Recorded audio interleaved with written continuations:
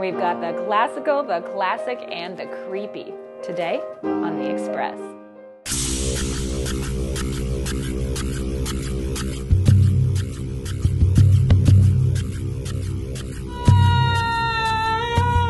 On today's show, the House of Very Bad Things. Madeline, are you asleep? Dead, a new Halloween theater experience. Been sleeping. West Coast style at Eco Fashion Week. You know, I go to Southern balls, and I love seeing it on the models and seeing that kind of romance being brought back. And the moment we've been waiting for, the Wedding Bells Wedding Day. See that and more local expression.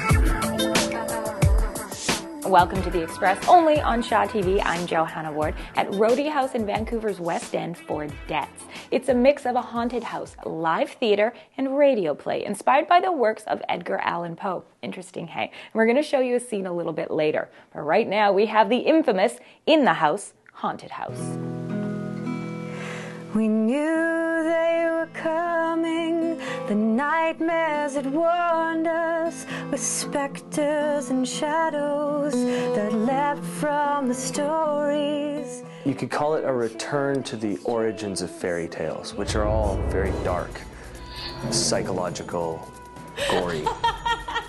Chris Murdoch co-produces The House of Very Bad Things.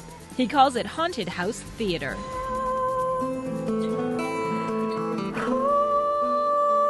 Each of the rooms is very much an arts installation like a haunted house would be, but you're taken around by a tour guide instead of leading yourselves through. Chris is also one of the hosts of the hour-long tour, which features over 30 performers in 13 different fairy environments. Ladies and gentlemen, I introduce you to the Queen of Bad Fairies.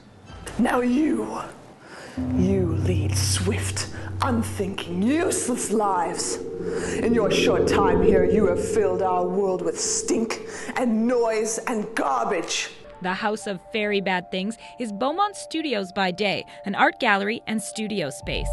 When dusk falls, the entire interior is transformed into a magical forest. The hallways, the staircases, the studios, right down to the forest floor, making the experience both sensory and psychological. You look at, the Brothers Grimm fairy tales or the Celtic fairy tales, and they're all about psychological symbolism about the way people think. And so, especially the Grimm's tales were almost like this strange underground propaganda.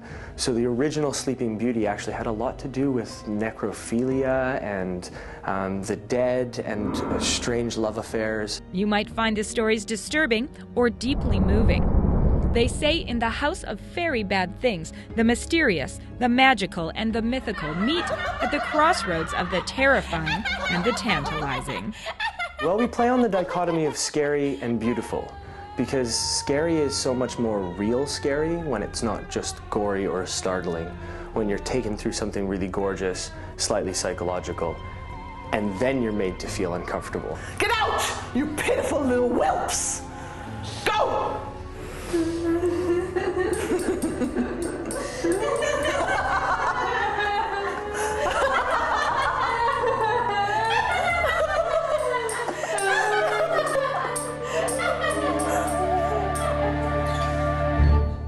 The website is inthehousefestival.com. To get your tickets, they are almost sold out. The House of Very Bad Things runs nightly October 29th through the 31st, and the tours start at 6:15.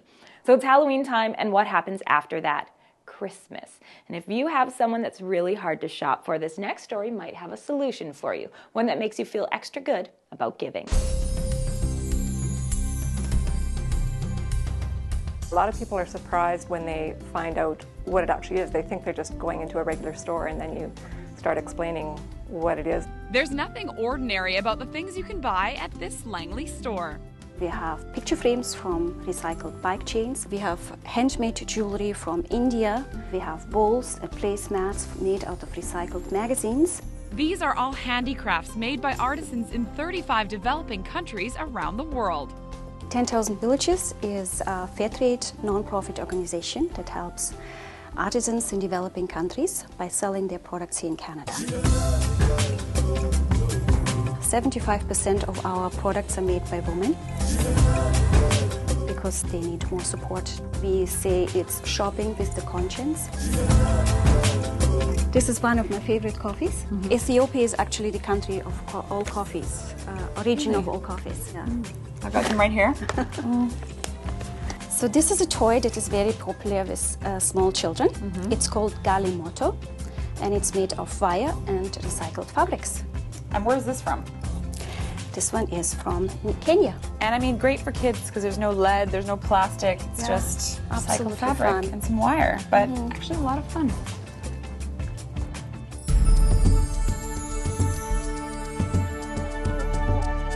This is a tablecloth. St. Mary's in India employs over 400 ladies, and they work from home, everything by hand, and that's how they support themselves.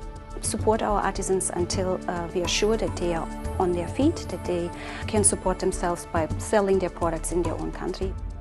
Got a variety of scarves. I love turquoise and blue. Yeah, that would look great on you. It's almost 7 years now I've been volunteering here. 10,000 Villages relies on volunteers to help run their stores. It feels good to be doing something that makes a difference somewhere.